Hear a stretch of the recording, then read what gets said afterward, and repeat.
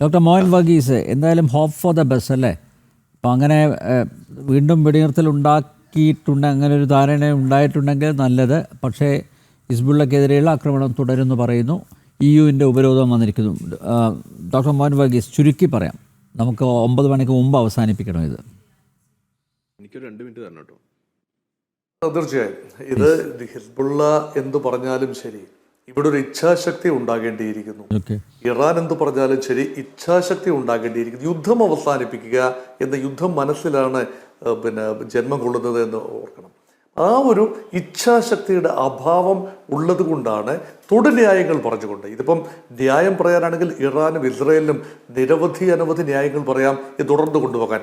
അമേരിക്കയ്ക്ക് ഈ കോൺഫ്ലിക്റ്റിൽ നിന്നും ചില നേട്ടങ്ങൾ ഉണ്ടാക്കിയെടുക്കുന്നുമുണ്ട്. തലയൂരാൻ ശ്രമിക്കുന്നു എന്ന് പറയുമ്പോഴും അതിനുള്ളിലും നേട്ടങ്ങൾ തന്നെയാണ്, ബിസിനസ് താല്പര്യങ്ങൾ തന്നെയാണ് പ്രാധാന്യം.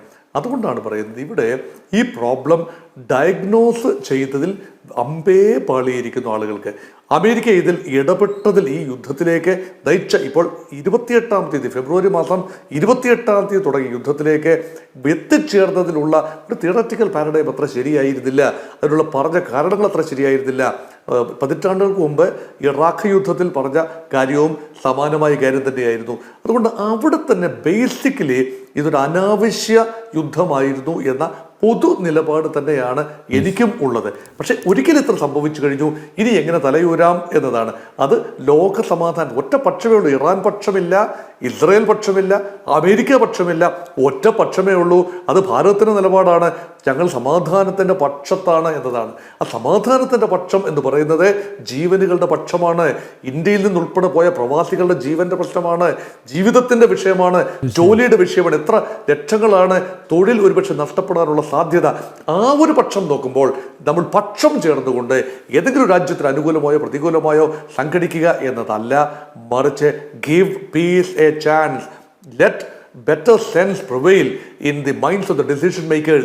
ഈ ഒരു ചിന്തയാണ് എനിക്ക് എന്നോട്ടായിട്ട് പറയാനുള്ളത്. അല്ലാതെ പക്ഷം പിടിച്ചുകൊണ്ട് രണ്ട് ഭാഗത്തും പാളിച്ചകൾ പറ്റി എന്ന് ഉറപ്പുള്ളത് കൊണ്ടാണ്. ഇറാൻ കടുപ്പെടുത്തി പിടിക്കാൻ പാടില്ല, ഇറാനും വിട്ടുവീഴ്ച ചെയ്യേണ്ടതുണ്ട്. ആണവ പദ്ധതി സമ്മർദ്ദം ചെലുത്തുന്നുണ്ടെങ്കിൽ അതിൽ നിന്നും ചെറിയ രീതിയിൽ ഒരു വിട്ടുവീഴ്ച ചെയ്യേണ്ടതുണ്ട്. ഇറാന്റെ ആസ്തികൾ റിലീസ് ചെയ്യേണ്ടതുണ്ട്. അമേരിക്കയുടെ ഭാഗത്ത് ഹോർമൂസ് തുറക്കപ്പെടേണ്ടതുണ്ട്. അതുകൊണ്ടാണ് പറയുന്നത് രണ്ട് ഭാഗത്തുമുള്ള വിട്ടുവീഴ്ചയിലൂടെ പ്രശ്നപരിഹാരം സാധ്യമാവും എന്ന് തന്നെയാണ് എൻ്റെ പ്രതീക്ഷ.